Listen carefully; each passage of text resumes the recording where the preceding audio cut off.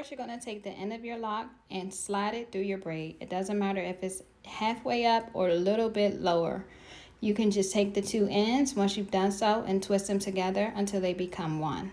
You'll take your crochet needle through your lock to grab that braid.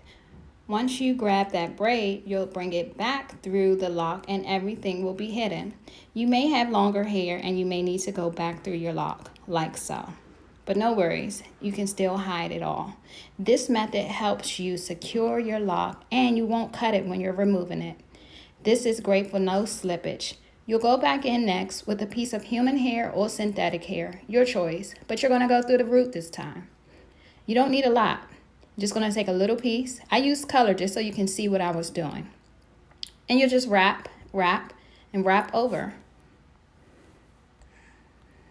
So first you're going to take the end of your lock and slide it through your braid. It doesn't matter if it's halfway up or a little bit lower.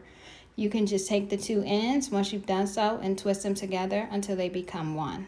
You'll take your crochet needle through your lock to grab that braid. Once you grab that braid, you'll bring it back through the lock and everything will be hidden. You may have longer hair and you may need to go back through your lock like so.